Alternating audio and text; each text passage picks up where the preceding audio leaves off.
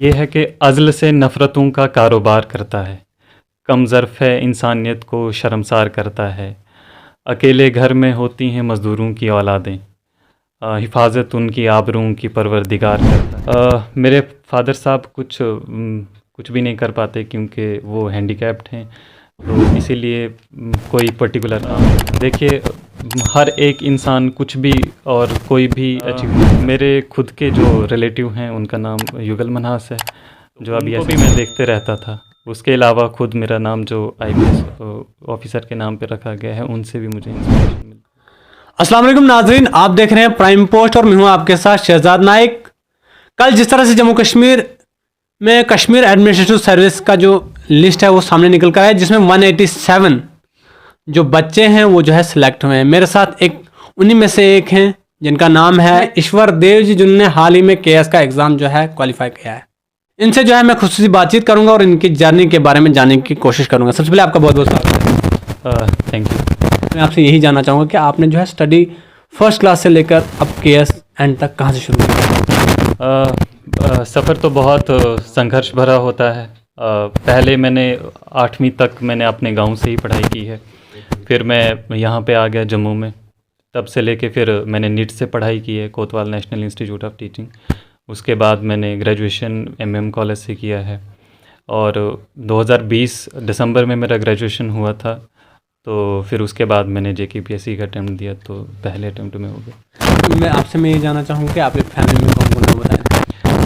हमारी फैमिली में मेरे वालिद साहब हैं, मेरी मम्मी हैं, मेरी दादी हैं, 2 मेरी बहनें हैं और मेरे भैया हैं। तो केएस तक पहुंचने के लिए फाइनेंशियली सपोर्ट किस तरह से आप पहुंच पाए यहाँ तक? आपको जब ज़रूरत पड़ती थी ज़्यादा पैसों की, क्योंकि केएस करने के लिए बहुत सारा पैसा लगता है, तो कैसे आपने मैनेज किया? जी, उसी करके मैं कोचिंग तो नहीं कर पाया, लेकिन जो भी थोड़ा बहुत खर्चा होता है उसमें मेरे भाई ने बहुत मेहनत की। ट्यूशन्स पढ़ाना, रेडियो स्टेशन पे काम करना, और मेरी बहनों का 2 बहनें हैं मेरी, उन्होंने बहुत मदद की इस मामले में। मेरे वालिद साहब भी खुद बहुत कुछ करते रहते थे बीच में, ताकि खर्चा चल पाए यहाँ का, घर का। केएस आपने कौन से सब्जेक्ट में किया? मेरा ऑप्शनल उर्दू था केएस में। अक्सर हम ये देखते हैं कि उर्दू जो है टैग लगा दिया जाता है कि उर्दू जो है सिर्फ मुस्लिम पढ़ते हैं। आप एक हिंदू कम्युनिटी से बिलोंग करते हैं, क्या ये सच्चाई है या फिर इस बात को आपने गलत प्रूव करके दिखा दिया? बिल्कुल, सब्जेक्ट कंसंट्रेटेड नहीं रह जाता है एक पर्टिकुलर कम्युनिटी में। जैसे हिंदी मुस्लिम बच्चे भी पढ़ रहे हैं अब, और उर्दू हिंदू बच्चे भी पढ़ रहे हैं। हालांकि मेरा सब्जेक्ट नहीं था ग्रेजुएशन में उर्दू, लेकिन मैंने फिर भी, मेरा इंटरेस्ट था इसमें, उर्दू पढ़ना मुझे बहुत अच्छा लगता है, इसीलिए मैंने ऑप्शनल लिया था उर्दू। कौन से डिपार्टमेंट को आपने ज़्यादा प्रेफरेंस दिया आपके केएस के बाद सबसे पहले?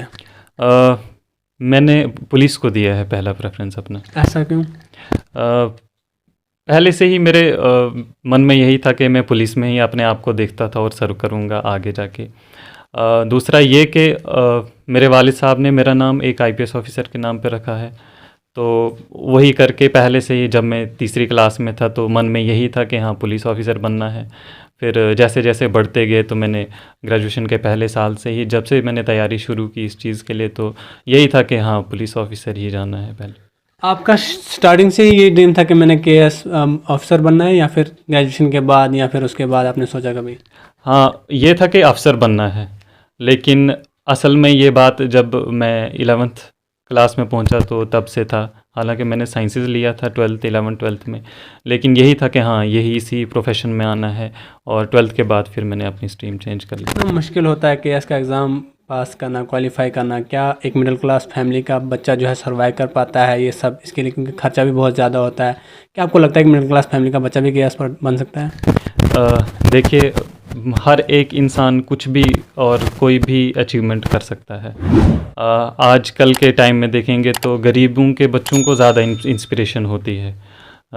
वो अपने वालिदैन का जो सफ़र होता है, उनका संघर्ष होता है, उसको देख के बहुत कुछ कर जाता है।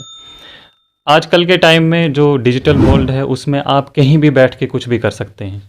तो हाँ, ये है, वालिदैन अगर सपोर्ट करें उनका और उनको हर तरीके से सपोर्ट करते रहें तो कोई भी कुछ भी कर सकता है। आपने जो है उर्दू में केएस की है, कोई ऐसी मोटिवेशनल शायरी आप बता पाएंगे अगर आपने बताना चाहें तो? जी, ये वो लाइनें हैं जो मैंने खुद से लिखी हैं। इसका बेसिक ये है, जो थीम देखेंगे कि हाँ, आपको शख्स हर एक इंसान होता है, लेकिन इंसानियत तक पहुंचना वो सफ़र बहुत लंबा होता है। तो शख्स से इंसानियत तक आप अगर पहुंच जाएं तो बस फिर किताबें वही हैं।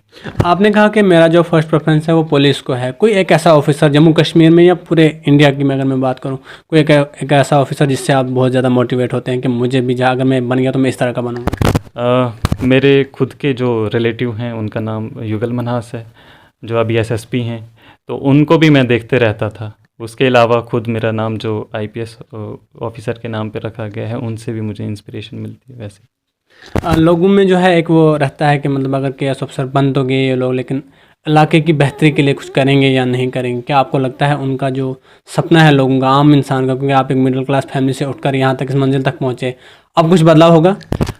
बिल्कुल, जैसा कि आप देखेंगे हमारे गांव से आज तक किसी ने इस तक की अचीवमेंट नहीं की है, क्योंकि हमें वो सपोर्ट नहीं मिल पाता उस टाइम उस इलाके में। तो उन सब का अभी आप देखेंगे हर एक इंसान बहुत खुश होता है, आपको मुबारक देता है।